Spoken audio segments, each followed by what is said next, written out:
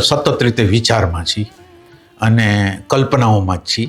એટલે એ કલ્પનાના જગતમાંથી સત્યના જગતમાં આવતા હોય તો આવી એ પહેલાં ઇન બિટવીન પ્રેઝન્ટ મોમેન્ટ છે. પ્રેઝન્ટ મોમેન્ટ અથવા આપણી હાજરી એ એક નવા ડાયમેન્શનમાં પ્રવેશ કરવાની શક્યતા છે. એટલે આખરી વાણી, મધ્યમા વાણી, પશ્યંતી વાણી અને પરાવાણી બહારના જગતમાં. હવે અંદરના જગતની અંદર આપણે આ ત્રણ વાણીઓને એના જુદા નામ પણ આપણે આપી શકીએ. Conscious mind, subconscious mind, unconscious mind એવા નામ આપી શકીએ. તો આપણે પરિણામ મળ્યું એને લીધે મને સુખ અને દુઃખ જે થાય છે એ મેં ઇમેજ બનાવું છું એને લીધે થાય છે. હવે અવેરનેસનું જે તત્વ છે, અવેરનેસનું તત્વ જો આ ઇમેજ બનાવવાની જે પ્રોસેસ છે એને ડાયરેક્ટ રીતે જો જોઈ શકે ને ઇમેજને ડાયરેક્ટ, તો ઇમેજની અંદર કોઈ કરતાં કોઈ વસ્તુ કાંઈ છે જ નહીં. કલ્પના સિવાય ઇમેજની અંદર કલ્પના સિવાય કાંઈ નથી.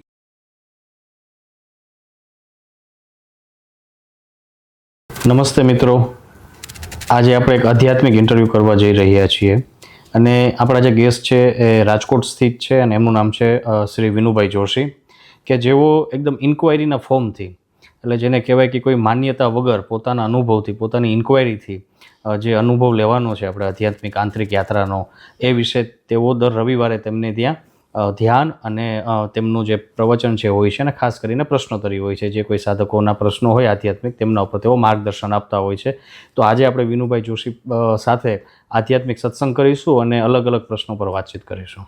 નમસ્તે વિનુભાઈ, આપનું સ્પીક બિંદાસમાં ખૂબ ખૂબ સ્વાગત છે.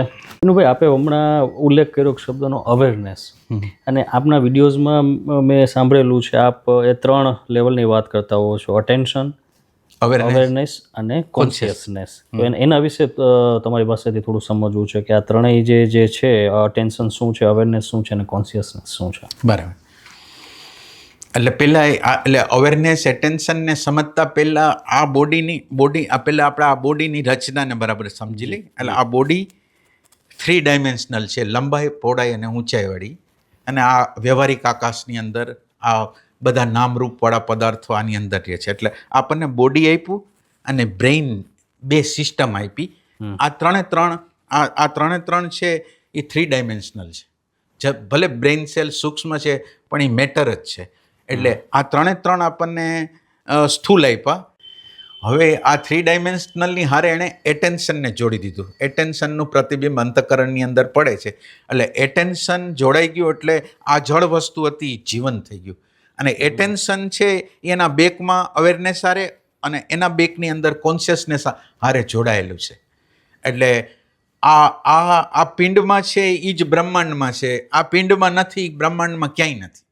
એટલે હવે આપણે અત્યારની આપણી જે પોઝિશન છે એ એવી પોઝિશન છે કે જેની અંદર બહારથી, એટલે આપણે ઇન્દ્રિયો, 5 ઇન્દ્રિયો જે આપેલી છે, આ 5 ઇન્દ્રિયો જે આપેલી છે એ 5 ઇન્દ્રિયો અંદર ઇમ્પ્રેશન લે છે. શબ્દ, સ્પર્શ, રૂપ, રસ, ગંધ. અને એના દ્વારા એની અંદર ઇન્ટેલેક્ચ્યુઅલ સેન્ટર બને છે. એટલે એક બાળક હોય એને એમ કહે કે આને મમ્મી કહેવાય, આને પપ્પા કહેવાય, આને ટેબલ કહેવાય, આને ખુરશી કહેવાય, આ મામા કહેવાય, આ કાકા કહેવાય. એવી બધી ડેટા આપવા દ્વારા એના અંદર ઇન્ટેલેક્ચ્યુઅલ સેન્ટર ઉત્પન્ન થાય છે.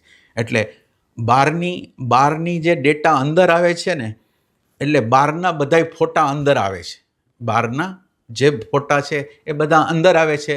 અને આનું એટલે બહારનું જે પ્રતિબિંબ છે, એટલે અત્યારે જેમ કેમેરો છે એ બહારનો ફોટો અંદર કેમ લે છે, એવી રીતે આ જે અંદરના ઇન્દ્રિયો બ્રેઇન સેલના માધ્યમ મારફત માઇન્ડ આગળ આ બધા ડેટાઓ પહોંચાડે છે. આ ડેટાઓ પહોંચાડે છે એ બહાર છે એ રિયલ છે અને આ જે છે એનો આભાસ છે. એટલે આ જે અત્યારે આપણી અંદર ચિત્રો જે પડેલા છે એ બધા આભાસિક છે, આનો ચિત્રો છે. હવે આ ચિત્રોમાંથી જે આપણી અંદર જે ઇન્ટેલેક્ચ્યુઅલ ઇન્ફોર્મેશન, સ્મૃતિનો જે વિભાગ આપણી અંદર જે થયો, એ સ્મૃતિના વિભાગની હારે એટેન્શન છે. એટેન્શનની જીવંતતા આ બોડીના એક સેલથી માંડીને બધી જગ્યાએ ગઈ અને આઈડેન્ટિફાય સ્મૃતિ હારે થઈ ગયું. જે આઈડેન્ટિફાય સ્મૃતિ હારે થઈ ગયું એટલે હવે સ્મૃતિની અંદર સુખ છે તો એટેન્શન સુખી, એ દુઃખી, અંદરનું વૃત્તિ દુઃખી છે તો એટેન્શન દુઃખી. એટલે અત્યારે આપણી હાલત એવી છે કે આ 3 ડાયમેન્શન છે, આપણી સ્મૃતિ છે એ 4 ડાયમેન્શન, ચોથું ડાયમેન્શન છે. એટલે દાખલા તરીકે શબ્દ, સ્પર્શ, રૂપ, રસ, ગંધ દ્વારા ઇન્દ્રિયો દ્વારા અનુભવી શકાય એવું એક અલગ જીવન છે. અને એના સિવાય આના દ્વારા એક સાયકોલોજીકલ જીવન, સ્મૃતિનું જીવન બન્યું, સાયકોલોજીકલ જીવન બન્યું, વિચારનું જીવન બન્યું. તો આ વિચારનું જીવન છે એ ચોથું ડાયમેન્શન છે. અને આ ચોથા ડાયમેન્શનની અંદર આ એટેન્શન છે એ આઈડેન્ટિફાય સ્મૃતિ સાથે છે. આ એટલી વસ્તુ. હવે આ આઈડેન્ટિફિકેશન છે એમાંથી એટલે આ એક ચોથું ડાયમેન્શન થયું, સ્મૃતિનું ડાયમેન્શન થયું. હવે આ સ્મૃતિના ડાયમેન્શનમાંથી આઈડેન્ટિફિકેશન છોડવા માટે અવેરનેસની નામની આપણે જાગૃતિની જરૂર છે. પણ અવેરનેસની જાગૃતિમાં આવતા પહેલાં આપણે એટેન્શન એટલે પ્રેઝન્ટ મોમેન્ટ છે એટલે એમ તમે સમજો કે 3 પ્રકારની રિયાલિટી છે. એક સાયકોલોજીકલ રિયાલિટી એટલે કે આપણા સતત રીતે વિચારોમાં હોય છે. એક ફેક્ચ્યુઅલ રિયાલિટી એટલે અત્યારે માનો કે આપણે આ ઇન્ટરવ્યૂ લઈ રહ્યા છીએ, ફેક્ચ્યુઅલ રિયાલિટી છે. અને એક ટ્રુથ છે જે સાયકોલોજીકલ અને ફેક્ચ્યુઅલ જગત જેના આધાર ઉપર છે એ ટ્રુથવાળી છે. 3 પ્રકારની રિયાલિટી છે. એક સાયકોલોજીકલ, સતત રીતે વિચારમાં છીએ અને કલ્પનાઓમાં જ છીએ. એટલે એ કલ્પનાના જગતમાંથી સત્યના જગતમાં આવતા હોય આવી એ પહેલાં ઇન બિટવીન પ્રેઝન્ટ મોમેન્ટ છે. પ્રેઝન્ટ મોમેન્ટ અથવા આપણી હાજરી એ એક નવા ડાયમેન્શનમાં પ્રવેશ કરવાની શક્યતા છે. એટલે અંદરની એક આંતરિક જાગૃતિ, બુદ્ધિની એક જાગૃતિ આપણે અત્યારે એટલે આ જાગૃતિ કેવી જાગૃતિ કે આપણા અંતઃકરણની અંદર શું ચાલી રહ્યું છે, આગ્રહ, માન્યતા, ધારણા, રાગ, દ્વેષ, ભય, ઘૃણા, એ ઇમેજો એ બધાને જોઈ શકે એવી પ્રેઝન્ટ મોમેન્ટ ને આપણે પહેલાં દાખલ કર્યું છે. એટલે પ્રેઝન્ટ મોમેન્ટ છે એ આપણી અંદરની અવ્યવસ્થા, એટલે તમે એમ સમજો કે આ અંતઃકરણની અંદર કોઈની હાજરી જ નથી. એટલે કોઈ જે જીવંત વ્યક્તિ હોય ને એ હાજર નથી. એટલે આપણી અંદર રાગ આવે ત્યારે રાગ ધક્કો મારીને કરાવે, દ્વેષ આવે ત્યારે દ્વેષ ધક્કો મારીને કરાવે, લોભ આવે તો લોભ, ભાવ આવે તો ભાવ એ આપણને ધક્કો મારીને કરાવે છે. હવે આપણે પ્રેઝન્ટ મોમેન્ટમાં આવી છીએ ત્યારે આ વિચારો આપણી અંદર અંતઃકરણની અંદર શું બની રહ્યું છે એનાથી વાકેફ થાય. એટલે અંદરની અવ્યવસ્થા છે એને આપણે જાણી છીએ. એટલે પહેલું પ્રાઇમરી સ્ટેજ છે આપણી પ્રેઝન્સની જરૂર છે કે જેથી આ યંત્રની અંદર શું થઈ રહ્યું છે તમે એમ સમજો. એક દાખલા દ્વારા આપણે સમજવાની ટ્રાય કરી. 4 પ્રકારના નોકરો છે, 4-5 પ્રકારના નોકરો છે. અને એમ સમજો કે જે મકાન માલિક જેણે નોકરો હાયર કર્યા છે એ છે જ નહીં, એ ઘરમાં જ નથી. તો નોકરોનું કેવું કામકાજ હશે? ગમે તેવું આડું અવળું વ્યવસ્થિત કોઈ છે નહીં. એમ આપણી અંદર અંતઃકરણની અંદર જે જીવાત્મા છે એ હાજર જ નથી, વિચારોની સાથે સતત રીતે એ જોડાયેલો છે. હવે એની હાજરી આવશે તો અંદરના નોકરો એટલે intellectual centre, emotional centre, instinctive centre, moving centre, આ બધા સેન્ટરો છે એને ગાઈડલાઈન આપીને આપણે હલાવવાના છે, એને બદલે અત્યારે એ લોકો હલાવે છે. એટલે પ્રેઝન્ટ મોમેન્ટ જ્યારે આપણે એન્ટ્રી મારશું, પ્રેઝન્ટ મોમેન્ટ આપણી હાજરીને એન્ટ્રી મારશું તો આપણને અંદરની અવ્યવસ્થા, આપણી અંદરના રાગ, દ્વેષ, ભય, ઘૃણા એનાથી વાકેફ થશું, બહારના જગતથી વાકેફ થશું. બહારનો હવાનો સ્પર્શ થાય છે, જો આપણી પ્રેઝન્સ હશે તો એને અનુભવી શકશું. પક્ષીનો અવાજ છે એને સાંભળી શકશું. એટલે પહેલું સ્ટેજ છે એ આપણી હાજરીનું સ્ટેજ છે. અને આપણા જે શાસ્ત્રોમાં આપણે 21,600 શ્વાસ ઉપર ધ્યાન રાખવાનું કહેતા. એનો અર્થ એટલો જ હતો તમારી હાજરી જોઈશે. 21,600 શ્વાસ ભલે હોય પણ તમે હાજર નથી એટલે આ યંત્ર અવ્યવસ્થિત હાલે છે. એટલે તમારી હાજરી સિદ્ધ કરવાની. એટલે આ પ્રાઇમરી સ્ટેજ છે. અને આ પ્રાઇમરી સ્ટેજ આવશે એટલે અંદર શું થઈ રહ્યું છે એની ખબર પડશે. હવે આપણે 3 પ્રકારના ડાયમેન્શનની વાત કરવા માંગીએ છીએ. 3 પ્રકારના ડાયમેન્શન જેમ આપણે સાંભળેલું છે કે આપણે વૈખરી વાણી, મધ્યમા વાણી, પશ્યંતી વાણી અને પરાવાણી બહારના જગતમાં. હવે અંદરના જગતની અંદર આપણે આ 3 વાણીઓને એના જુદા નામ પણ આપણે આપી શકીએ. Conscious mind, subconscious mind, unconscious mind એવા નામ આપી શકીએ. તો આપણે આ વાણી છે એ વાણીના પોતપોતાના ડાયમેન્શન છે. એટલે દાખલા તરીકે મધ્યમાં વાણી છે તો એનું ડાયમેન્શન અલગ છે. મધ્યમાં વાણી વૈખરી વાણી છે એ હું બોલું છું ને તમે સાંભળો છો તો એ વૈખરી છે. મધ્યમાં હું બોલું છું તમે કંઈ સાંભળી ન શકો. પશ્યંતીમાં તો જોઈ શકાય અને પરાની અંદર તો જે અંદરનું જે અસ્તિત્વ છે એમાંથી ઉઠતી વાણી છે. તો હવે આપણે આ વાણી બહારની હતી, હવે આપણે એક અંદરની વાણીમાં પ્રવેશ કરી છીએ.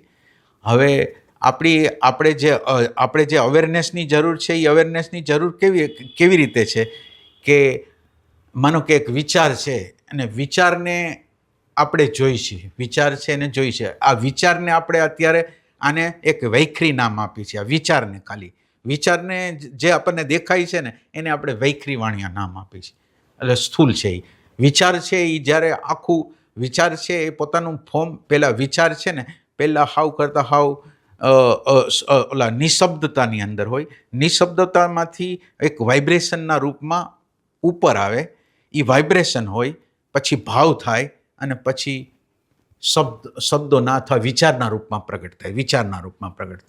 એટલે આ જે વિચારના રૂપમાં જે પ્રગટ થાય છે એટલે આપણે જ્યારે પ્રેઝન્ટ મોમેન્ટમાં આવી છીએ ત્યારે આપણને આ દેખાય છે કે વિચાર અત્યારે આપણી અંદર શું આવે છે એ આપણે સમજી શકીએ. એટલે હવે આપણે વિચારને જોઈ શકીએ છીએ પણ આ વિચારને આપણે વૈખરી વાણી કહીએ. આપણા આંતરિક જગતમાં એને વૈખરી વાણી કહીએ. હવે વિચારને તો જોઈ શકીએ છીએ. વિચારને તો કેટલી વાર જોયા. રાગ આવે છે, દ્વેષ આવે છે, ભય આવે છે, ઘૃણા આવે છે, બધી ખબર પડે છે કે આ વસ્તુ મારી અંદર પ્રગટ થાય છે. હવે એને આપણે દૂર નથી કરી શકતા. આ જોઈ શકીએ છીએ પણ આપણે નપુંસક છીએ કે એને દૂર કરી શકતા નથી. તો હવે આપણે કયા ડાયમેન્શનમાં જાય કે જે ડાયમેન્શનમાં આના કરતાં વધારે વિચારને એના એક ફોર્મમાં આપણે જોઈ શકીએ. તો એ કે વિચાર છે, દાખલા તરીકે મને નેગેટિવ થોટ આવે છે અથવા પોઝિટિવ થોટ આવે છે. મારી અંદર શાંતિ હોય છે અથવા મારી અંદર બહુ નેગેટિવિટી હોય છે. તો શાંતિ હોય છે તો મને સારું લાગે છે. નેગેટિવિટી હોય છે, બહુ અંદરનો બબડાટ હોય છે તો મને સારું લાગતું નથી. એટલે હવે વિચારને જોતા તો એને હવે છોડી દઈ છીએ. હવે મને સારું અથવા ખરાબ લાગે છે ને એના તરફ દ્રષ્ટિ ગઈ છે. આ મધ્યમાં વાણી છે. આ મધ્યમાં વાણી છે એક અલગ પ્રકારનું ડાયમેન્શન છે. વિચારને જોતા હતા એમાં થોડીક સ્થૂલતા હતી. એના કરતાં આની અંદર આ જે ગમો અને અણગમો થાય છે, ગમો અને અણગમો છે અને એક આ બાજુ જોનાર છે. હવે અણગમાની સાથે આઈડેન્ટિફાય હતું એના કરતાં એનાથી છૂટું પડવાની એણે પ્રક્રિયા કરી. એટલે ગમો અણગમો દ્રશ્ય થઈ ગયો અને એ દ્રષ્ટા થઈ ગયો. એટલે આ એક બીજું સ્ટેપ છે કે આ બીજા સ્ટેપની અંદર આપણે આપણા ગમા અને અણગમા છે એને સેન્સિંગ કરી છીએ, એનાથી જુદાપણાનો અનુભવ કરી છીએ, દ્રષ્ટાપણાનો અનુભવ કરી છીએ. એ આપણને એની ભૂતકાળની અસરો નાખવા માટે પ્રયત્ન કરે છે. પણ આપણે આપણા જે દ્રષ્ટા સ્વરૂપને, અવેરનેસના સ્વરૂપને જો આપણે એમાં રહી તો એ વસ્તુ ધીરે ધીરે આપણી સામે ઓપન થાય છે, ખુલ્લી થાય છે અને એક ત્રીજા આયામમાં આપણે હવે ત્રીજા આયામમાં પ્રવેશ કરી છીએ. હજી આ પ્રશ્નનું સોલ્યુશન થયું નથી. હજી વિચારનો સેકન્ડ સ્ટેપ છે જે મધ્યમાં વાણી કહેવાય અને એને આપણને જે સારી ખરાબ અસરો, અનુકૂળતા, પ્રતિકૂળતા, સારી નાની જે ઇફેક્ટો પેદા કરે અને એના દ્વારા નેગેટિવ પોઝિટિવનેસ જે પ્રગટ કરે છે એનાથી હવે એક ત્રીજું ડાયમેન્શન આવે છે કે જે હવે માનો કે મને કોઈ પણ પ્રકારની ખુશી થાય છે તો એ ખુશી શું કામે ન થાય છે? આપણને કોઈ પણ પ્રકારની ખુશી અથવા નાખુશી શું કામે ન થાય છે? એનું કારણ શું છે? તો એ કે એનું કારણ છે કે આપણે ઇમેજ બનાવેલી છે. દાખલા તરીકે હું કોઈ ઇન્ટરવ્યૂ દેવા જાઉં છું અને ઇન્ટરવ્યૂ દેવા જાઉં છું ને મને એમ લાગે છે કે ઇન્ટરવ્યૂ લેનાર બહુ કડક છે અને મારો તો ઇન્ટરવ્યૂ ખરાબ જશે. આ એક ઇમેજ બનેલી છે. અને હવે હું માનો કે એ ઇન્ટરવ્યૂ દેવા ગયો અને એ બહુ સરસ નીકળ્યો, એને સારા પ્રશ્નો કર્યા, સારી એટીટ્યૂડ બતાવી તો મને અંદરનો રાજીપો થયો. તો આ રાજીપાનું કારણ મેં જે ઇમેજ બનાવેલી હતી એના કરતાં ઉલટું જ બન્યું. મેં નેગેટિવ કરી હતી અને મને પરિણામ પોઝિટિવ મળ્યું. તો પોઝિટિવ પરિણામ મળ્યું એને લીધે મને સુખ અને દુઃખ જે થાય છે એ મેં ઇમેજ બનાવું છું એને લીધે થાય છે. હવે અવેરનેસનું જે તત્વ છે, અવેરનેસનું તત્વ જો આ ઇમેજ બનાવવાની જે પ્રોસેસ છે એને ડાયરેક્ટ રીતે જો જોઈ શકે ને ઇમેજને ડાયરેક્ટ, તો ઇમેજની અંદર કોઈ કરતાં કોઈ વસ્તુ કંઈ છે જ નહીં.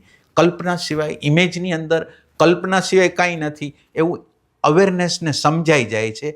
અને હાવ કરતાં હાવ આ વક વગરનો વિચાર છે, હાવ વક વગરનો થઈ જાય છે, સમજાઈ જાય છે અને આપણે એમાંથી મુક્ત થઈ જાય છે. એટલે અવેરનેસનું જે કામ છે એ અવેરનેસનું કામ છે વિચાર, પછી વિચારક અને છેલ્લે ઇમેજને જોવાનું છે. અને ઇમેજને જોવા દ્વારા આપણે જેને કહીને કે આપણે કાલે નિર્જરા કઈ અથવા તો વાસનાક્ષય કઈ અથવા તો બીજ રહિત થવાની જે પ્રોસેસ છે એ અવેરનેસથી થાય છે.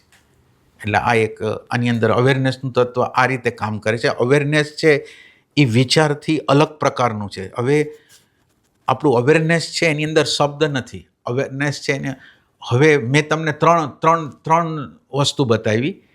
વિચાર બતાવ્યો એમાં શબ્દ છે, વિચાર પછી ગમા અણગમા છે એમાંય શબ્દ એટલે એની અંદર ભાવ છે અને ઓની અંદર વિચાર છે. તો આ ત્રણની અંદર શબ્દો અને વિચારોની કોઈ પણ રીતે છે અને તમે એવી જગ્યાએ આવો છો, આ ત્રણ છે એ આ સાઈડમાં રહી જાય છે. તમે નિશબ્દતાની જગ્યાથી આ ત્રણેયને એટલે આ ત્રણ નથી રહેતા, પછી એક જ રહે છે, ઇમેજ જ રહે છે, એને તમે ડાયરેક્ટ રીતે જોઈ શકો છો. એટલે આપણે જે સાધક લોકોને જે કામ કરવાનું છે નિશબ્દની જગ્યામાં રહીને આ જે આપણે કહીને મધ્યમાં પશ્યંતી મધ્યમાં અને વૈખરીને જોવાની છે. અને આ જોવા દ્વારા નિર્ભીત થવાની સંપૂર્ણ પ્રક્રિયા આના દ્વારા થવાની છે. એટલે આપણે એક જગ્યા એવી છે કે જ્યાં શબ્દ નથી, એ જગ્યાથી જ્યારે જોવાનું થશે ત્યારે આપણી સાચી આધ્યાત્મિક સાધના ચાલુ થશે. જી. અને પછી જે કોન્શિયસનેસની વાત છે, આ કોન્શિયસનેસ છે એનો ટચ એટલે જ્યારે અવેરનેસ આવે છે ને, અવેરનેસનું કામ શું છે? આપણા આગ્રહ, આપણી માન્યતા, આપણી ધારણાને તોડવાનું. એટલે એ તૂટતું જાય એમ તમે સામેથી તૂટતું જાય, અંદરની બાજુથી શાંતિ આવતી જાય, આનંદ આવતો જાય, પ્રેમ આવતો જાય, સમજ આવતી જાય. એ બે વસ્તુ સાયમલ્ટેનિયસલી થતી જાય. આ બાજુ આગ્રહ જાય, આ બાજુ શાંતિ, આપણને શાંતિ આવે. આપણે એક આગ્રહને આપણા આગ્રહને લીધે તો કોન્ફ્લિક્ટ છે, આપણી માન્યતાને લીધે કોન્ફ્લિક્ટ છે. તો આપણે જેમ આગ્રહ, જેમ માન્યતાને તોડતા જાય એમ અવેરનેસની એટલે કોન્શિયસનેસની આપણે નજીક જતા જાય. એટલે કોન્શિયસનેસ એટલે એમાં શાંતિ આવે, આનંદ આવે, પ્રેમ આવે, પછી અકારણ આનંદ આવે, અકારણ નિર્વિચાર અવસ્થાઓ પ્રગટ થવા માંડે. તો આ એનું પરિણામ છે. અને છેલ્લે એવી પણ ખબર પડે, એટલે હવે પછી એવું થાય કે અંતઃકરણ હાવ ચોખ્ખું થઈ ગયું. અને અંતઃકરણ જે ચોખ્ખું થઈ ગયું એની અંદર આત્માનું પ્રતિબિંબ, આ કોન્શિયસનેસનું પ્રતિબિંબ જેવું છે એવું પડ્યું અને એનો બોધ થયો. અનુભૂતિ નહીં, બોધ એક અલગ વસ્તુ છે, અનુભૂતિઓ અલગ વસ્તુ. અનુભૂતિઓ બદલાતી રહે, બોધ બદલાતો નથી. તો આ જે અંતઃકરણ સંપૂર્ણ રીતે શુદ્ધ થયા પછી અંતઃકરણની અંદર પ્રતિબિંબ પડે, એ પ્રતિબિંબને કોઈ એને ભાન કહે છે, સત કહે છે, કોઈ એને ચિત્ત કહે છે, કોઈ એને આનંદ કહે છે, કોઈ એને પ્રજ્ઞા કહે છે, જેની જેવી શોધ હોય એ, કોઈ એને પ્રેમ કહે છે. તો એ રીતે એનો સાક્ષાત્કાર એને થઈ શકે. અને સાક્ષાત્કાર એ પ્રાઇમરી સ્ટેજ છે. સાક્ષાત્કાર પછી એટલે એમ કહે છે કે 80% વાસનાક્ષય અને મનોનાશ થયા પછી 20% હજી રહી જાય છે. તો 20%નો વિભાગ છે, એ 20%નો વિભાગ છે એ પછી આત્મજ્ઞાન પછી કામ કરવાનું બાકી રહી જાય છે. જી. એટલે આત્મ સાક્ષાત્કાર છે એ ફૂલ સ્ટોપ નથી કે પ્રાઇમરી સ્ટેજ જ સમજો તમે, પ્રાઇમરી સ્ટેજ જ સમજો. એટલે આમ રેરેસ્ટ ઘટના છે. માનો કે વિશ્વની અંદર આત્માનું ખરેખર સ્પષ્ટ રીતે બોધ થવો એ રેરેસ્ટ ઘટના છે. એટલે એ અમોઘરમ અઘરું છે, પણ છતાં એ પ્રાઇમરી છે. બરાબર. એટલે છે અઘરું, એટલે કરોડોમાં કે કરોડોમાં કોકને પ્રાપ્ત થાય. પણ એના પછી બહુ પ્રોબ્લેમ છે. આત્મ સાક્ષાત્કાર થયા પછી જ પ્રોબ્લેમ એવો આવે છે. આત્મ સાક્ષાત્કાર પછી કુદરતની એક વ્યવસ્થા છે. તમને એક વખાણનાર વર્ગ, તમને ગુરુ માનનાર વર્ગ, તમને પ્રોત્સાહન કરનાર વર્ગ, એટલે એક એવો વર્ગ ઊભો થાય. અને બીજો તમારો ટીકા કરનારો વર્ગ, એટલે બે એક સાયમલ્ટેનિયસલી ઊભા થાય. જે તમને કેમ કે તમે ગુરુ થઈ જાઓ, તમે આ કરી નાખો, તમને આશ્રમ બનાવી દઈ, તમને આ કરી દઈ, તો આ જગ્યાએ એ અટવાઈ જાય છે. પછી એની અંદર માન મોટાઈ ગુરુપણું જે હોય છે એના માટે અને પછી એ વાસના જો અંદર પડેલી હોય તો એ ગુરુ બને, મોટા મોટા આશ્રમો બનાવે. આમાં ખરેખર તો આત્મજ્ઞાન સિવાય આપણે અંદરના દુઃખોનો કોઈ દી નાશ થવાનો જ નથી. એટલે આત્મજ્ઞાન સિવાય કોઈ બીજો રસ્તો જ નથી. બરાબર.